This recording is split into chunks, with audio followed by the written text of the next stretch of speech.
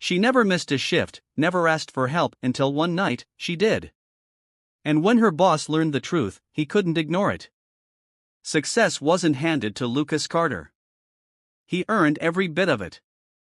Long nights, missed birthdays, sacrifices that people around him would never understand. From a small office in Milwaukee, Wisconsin, to a multi-million-dollar logistics empire, Lucas built Carter Freight Solutions with one belief: hard work pays off. But tonight, as he finished reviewing reports in his glass-walled office, something caught his attention. The cafeteria was supposed to be closed, yet one of his employees lingered near the food counter. Eva Mitchell. He knew her, not personally, but well enough. She was one of those workers he never had to worry about. Always on time, never complained, never made a fuss. She handled double shifts like they were nothing. If there was a crisis, Eva showed up. But now, she looked hesitant. Lucas leaned back in his chair, watching as she shifted her weight from foot to foot. She glanced around, making sure no one was watching, then stepped toward the kitchen staff. He couldn't hear the conversation, but he saw the way the cooks' brows pulled together, how they exchanged a look, and how, finally, after a pause, a takeout container was handed over. Eva murmured a thank you before quickly tucking the container into her oversized tote bag. Then, she walked away, head down, pace brisk, as if she didn't want anyone to see. Something about the whole thing didn't sit right. Lucas wasn't a man who involved himself in his employees' personal lives. That's not how he ran his business. You work hard, you get paid, simple. But something about Eva asking for food gnawed at him. She worked more than most. She pulled double shifts, sometimes triple. If anyone should be able to afford a meal, it was her. So why did she have to ask for one? Maybe he was overthinking. Maybe it wasn't his business. But as he glanced back at the report in front of him, the words blurred together. Eva Mitchell. Asking for food. That thought wouldn't leave his mind. But what if there was more to it? Lucas told himself he was being ridiculous. This wasn't his problem. He had a business to run, deadlines to meet, a never-ending list of responsibilities that didn't include shadowing an employee home like some private investigator. But as he stepped out of his office into the empty corridors of the building, his feet moved before his logic could stop them. Eva was already outside. She walked with purpose, but there was something about her pace, hurried but heavy, like someone carrying the weight of exhaustion on their back. The wind cut through the parking lot, but she pulled her thin jacket tighter and kept walking. No car keys. No pause to look for a ride. She headed straight for the nearest bus stop. Lucas hesitated. This was crossing a line. And yet, when the next bus arrived and Eva climbed in, he found himself doing the same. The bus rumbled forward, its dim fluorescent lights flickering overhead. Eva took a seat near the middle, resting her forehead against the window. She looked drained, like someone running on empty. But there was no sign of frustration or self-pity. Just a quiet acceptance of her circumstances. Lucas sat toward the back, keeping enough distance to avoid being noticed. What was he even looking for? The ride stretched on. Past the business district. Past the shopping centers.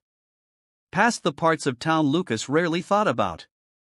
At some point, the streetlights grew sparse, and the buildings turned from polished glass offices to aging brick apartments. Their walls worn from time. And struggle. Eva pulled the stop cord. Lucas watched as she stepped off, adjusting the strap of her bag. He followed, keeping to the opposite side of the street. The sidewalk was cracked. The air thick with the scent of rain on pavement. Eva turned a corner, walking past a row of flickering porch lights and rusted railings. Then she stopped. A small apartment complex stood before her, the kind that had seen better days but still carried the echoes of families trying their best. She climbed the stairs to the second floor, pulled out her keys, and pushed open the door. Lucas slowed his steps, stopping just before the building. Through the thin curtains of the window, he saw it. The inside was bare. Not the kind of bare where someone had just moved in. But the kind where someone had been living with nothing for a long time.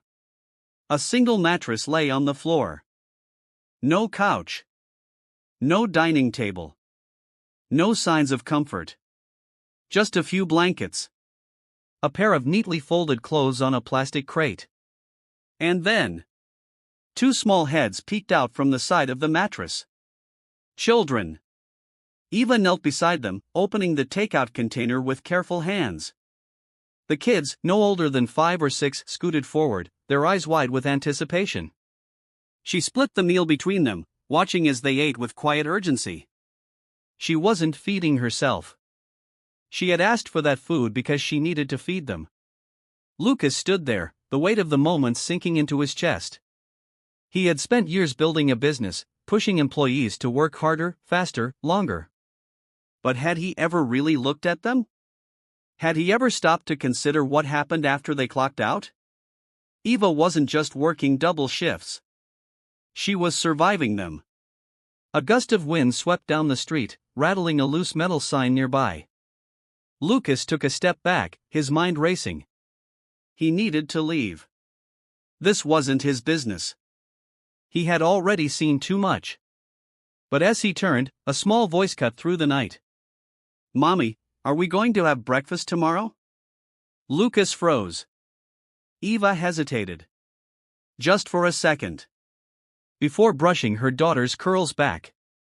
"Of course, baby," she said softly. "I'll figure it out." She smiled. But it was the kind of smile meant to comfort someone else. Not herself. And just like that, Lucas felt something shift inside him. This wasn't just an unfortunate situation. This was a broken system. And for the first time, he wasn't sure if just working hard was enough to fix it. But he couldn't just walk away now. The next morning, Lucas sat at his desk, staring at his laptop screen. But his mind was elsewhere. He had spent the night thinking. Rethinking. Overthinking. He had built his entire career on fixing problems. On finding solutions. But this wasn't just business. This was personal. A soft knock at his door pulled him back.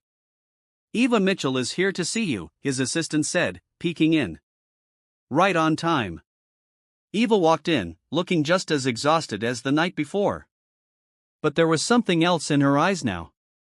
A quiet weariness. A hesitation that hadn't been there before. She took a seat across from him, hands folded neatly in her lap. "You wanted to see me, sir?" she asked, keeping her voice even. Lucas wasn't sure how to start. He had rehearsed a dozen different ways to approach this. But now, sitting across from her, none of them felt right. Finally, he just said it. "I saw you last night." Eva stiffened. "Excuse me?" "I followed you home." Her eyes snapped to his. Confusion flashed across her face. Then something else. Defensiveness. I don't understand." "I saw you take that food home," he continued, keeping his voice steady. "I saw your apartment." A pause. "Your kids." Eva's breath hitched. She glanced toward the door, as if calculating how fast she could leave. "This isn't. I don't need." "I'm not here to judge you," Lucas interrupted, leaning forward. "I'm here because I should have seen it sooner. And I want to fix it." Eva swallowed hard. Her fingers tightened into fists. "You don't have to do this," she whispered. "Yes, I do," Lucas said firmly. "I should have done something a long time ago." Eva looked away, blinking rapidly. She had spent too long carrying the weight alone. But even the strongest people have breaking points. Lucas wasn't going to let her reach it. Not this time. And not just for her. But for everyone like her. He reached into his desk drawer, pulling out a thick envelope and sliding it across the desk. "This isn't charity," he said before she could protest. "This is an investment. In you. In the people who make this company run." Eva stared at it. Not moving. "I want to raise wages," Lucas continued, his voice steady but urgent. "Provide better hours. Childcare support. Emergency assistance. I need your help to do it the right way. To make sure no one else has to go home the way you did last night. Eva's lips parted.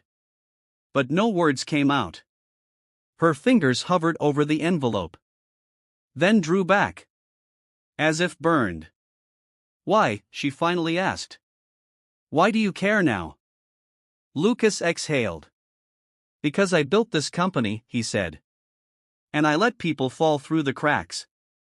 I refuse to let that happen again. Silence filled the room. Heavy. Uncertain. Then, slowly, Eva reached out. Her fingers grazed the envelope. Then gripped it tightly. Tears welled in her eyes. But she blinked them back. She wasn't used to accepting help. Wasn't used to anyone even offering it. Lucas met her gaze. His tone unwavering. You don't have to do this alone anymore. Eva swallowed hard. Then nodded. Once. A moment later, she stood. Shoulders squaring. As she held the envelope to her chest. And for the first time in a long time, she allowed herself to hope. Lucas watched her walk out. A newfound determination settling deep in his bones. This wasn't just about fixing a company. It was about changing lives. And he was just getting started. Lucas didn't waste time. The moment Eva left his office, he called for an emergency leadership meeting. His managers shuffled in, murmuring amongst themselves, confusion evident on their faces. Lucas rarely called unscheduled meetings. When he did, it meant something big. And this time, it was bigger than any deal or expansion. It was about the people who kept this company running. When everyone was seated, he stood. Cleared his throat. And got straight to the point. We need to change the way we operate, he said, voice firm. A few raised eyebrows. Shifting in seats. Uncertainty. Lucas continued. We focus so much on productivity, on efficiency, on the bottom line, but we've ignored something crucial. His gaze swept across the room. The people behind it. Silence. The kind that stretched. Heavy. Uncomfortable. But he let it sit. Then, he spoke again. We have employees pulling double, even triple shifts. We have people barely making ends meet. And we've done nothing to change that. A murmur rippled through the room. Some managers exchanged looks. Others avoided his gaze. We need better wages. Better hours. Childcare support. Emergency assistance, Lucas listed, his voice unwavering. Murmurs turned into whispers. One manager finally spoke. Sir, increasing wages will cost the company. I know exactly what it will cost, Lucas cut in. But I also know what it's already costing us. He met their eyes, one by one.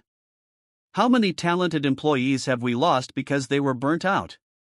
How many great workers have left because they couldn't keep up with impossible demands? A pause. No one answered. Because deep down, they all knew. Too many.